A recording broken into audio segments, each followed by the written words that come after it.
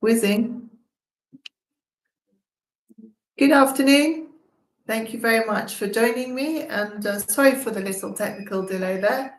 At least we finally got it working. And I think this afternoon I was going to concentrate on chatting about Tanzania. Why I love going, why tiger fishing there is just so amazing. I've fished for tigers on the Zambezi and on the Chobe. And when I went to Tanzania the first time, I thought it was going to be the same, and it wasn't. And it's just so very different.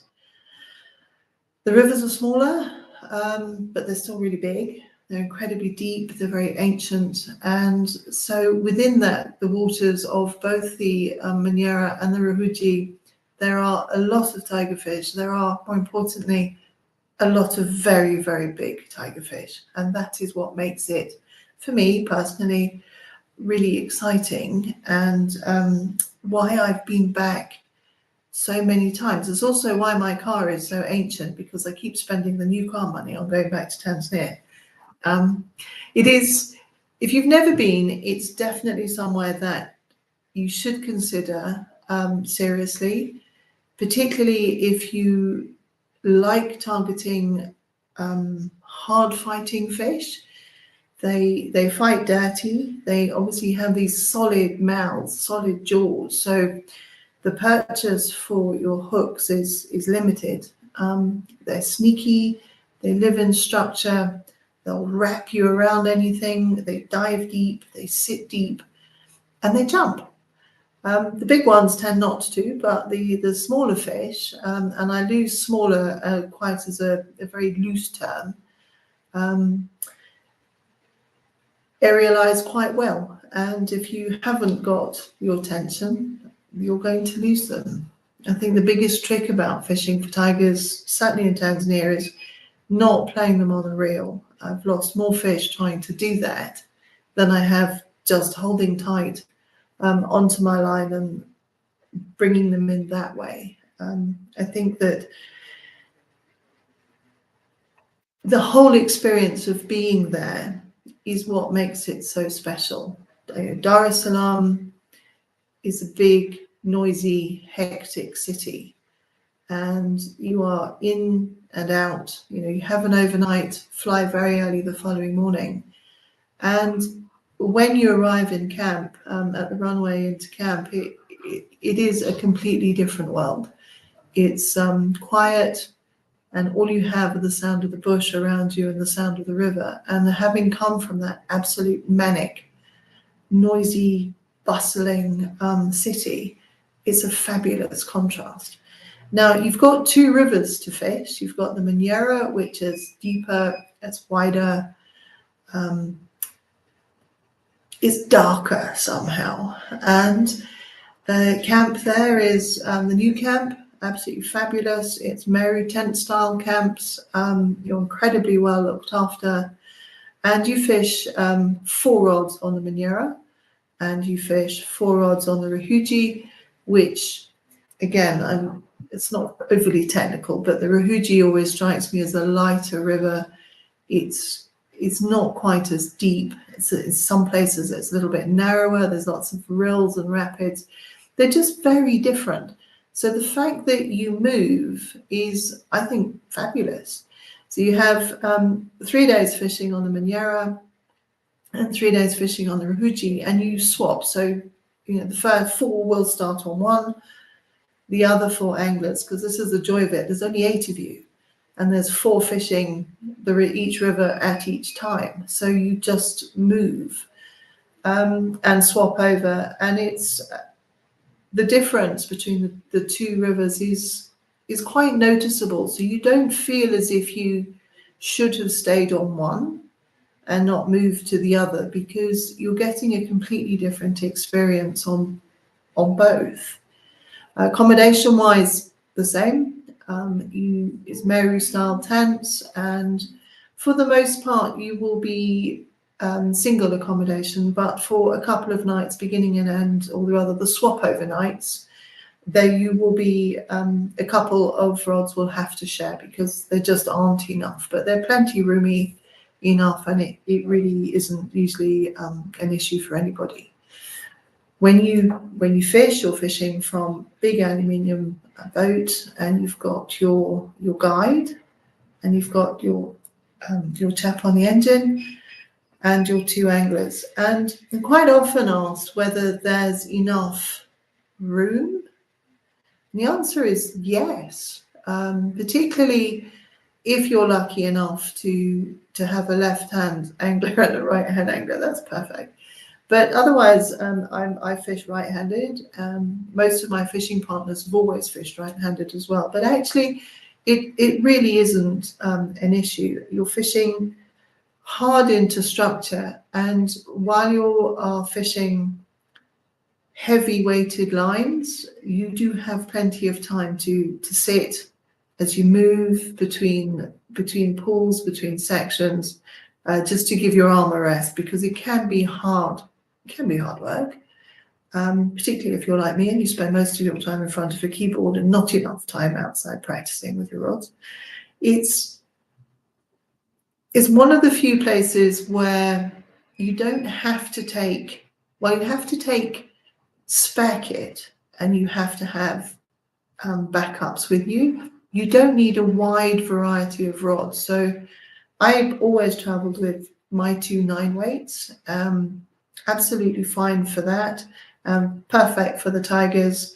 And they range size-wise from 6 pounds, 22 pounds, up to, if you're very, very lucky, I think the largest has been 24 pounds, but I'm sure somebody will correct me on that.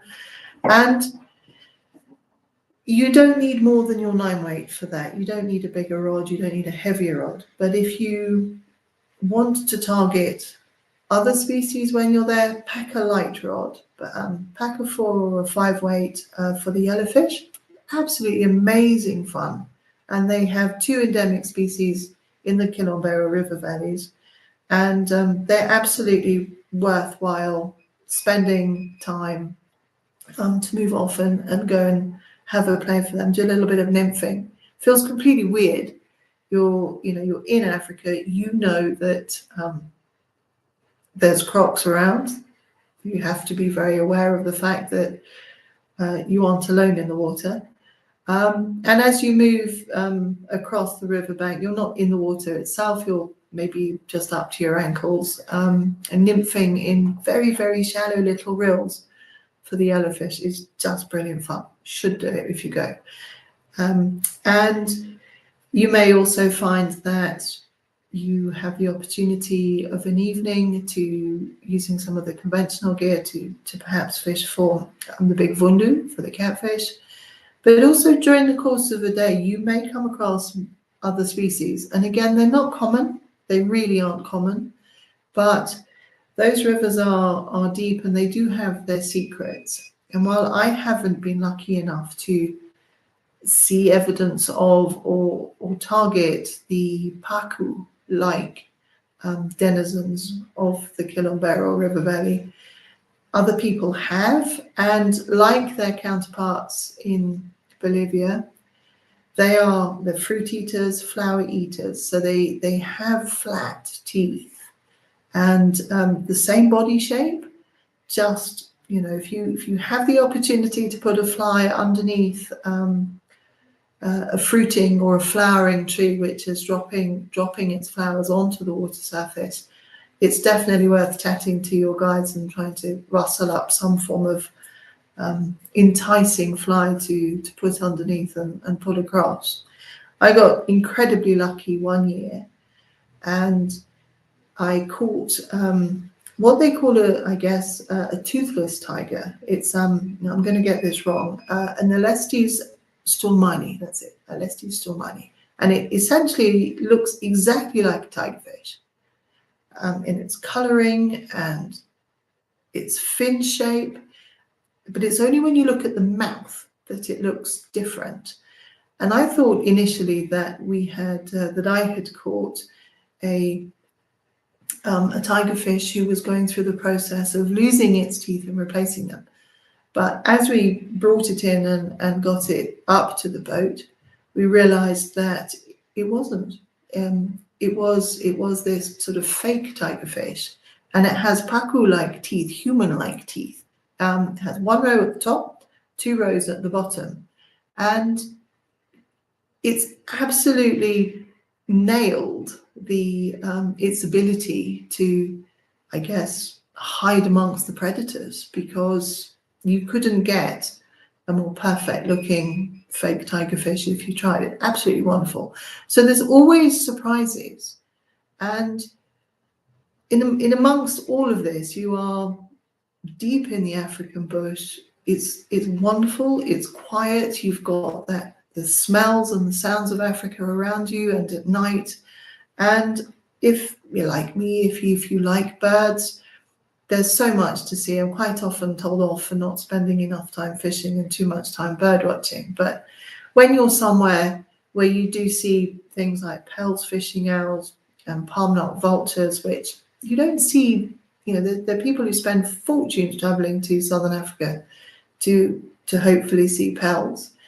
But also they have endemic species like the Kinobera weaver, and there's the little malachite kingfishers, which are relatively common throughout Eastern Southern Africa, but they're just very beautiful, and they're quite cheeky, because if you have enough clear water, so you probably want, that's a foot roughly, I think, where the river has settled and it maybe hasn't had rain for some time, and the water flow has not been disturbed. As it settles, you get this barrier of clear water above the murk, and it is the best fun to put a popper out there and just pop your way through.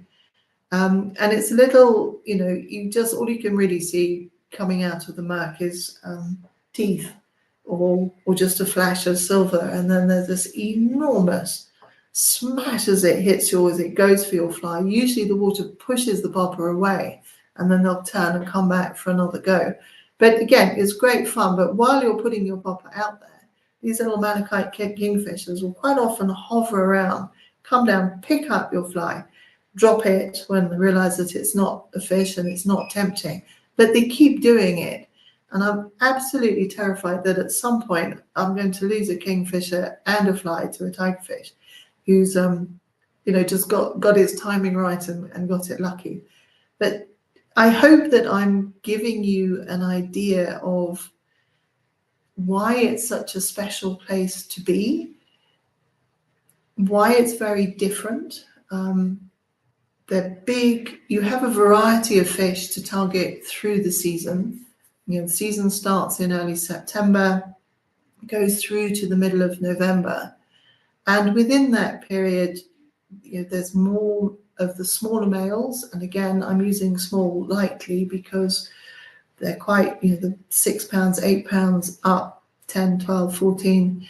And they move back into the river system to breed. The resident ladies generally tend to be of quite a large size. And that just changes as the season goes through. So there will be times when you target or you're catching fewer fish, but they're bigger. There'll be windows where you're catching more fish, but potentially have a smaller average size. And the very lucky window, which none of us can predict, unfortunately, of when you're catching a bit of everything.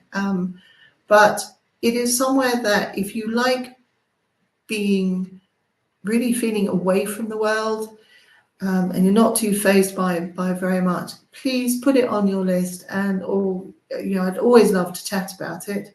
It's one of the places which I would have to go back if I only had my choice of going back somewhere again. It's definitely one of my top 3. And the beauty of it is, although it's not the best place, it's not the best place. It's not really geared towards non-fishers unless you're particularly keen perhaps in photography or birding or painting. You can tie it in exceptionally well with going on safari. And so we have in the past had clients who fished, gone back to Dar es Salaam and met their families there, them having flown in, leave the fishing kit in Dar, go off, have a fabulous family holiday and safari, and come back, be reunited with your kid, and then head home again. And it works very well logistically. It's wonderful. You're not covering the same ground twice. And if that is something, again, that might be of interest, then we have Ganders Travel. So Lucinda will be delighted to chat through safari options as well. And so please, don't discount us from the fact that we focus on the fishing. Lucinda really does know her stuff. And I think that, as I said earlier, I hope I've given you a good taste for why it's such a special place to be and how much variety, I suppose, there is between the two river valleys. But please do get in touch if I can help at all, or if you would like more information. But thank you very much indeed for joining me, and please do remember to like and subscribe to our YouTube channel. Alistair is constantly updating it with all sorts of delicious things for you to sit down and watch. But in the meantime, keep well, and I do hope that you manage to get out and about fishing as much as possible.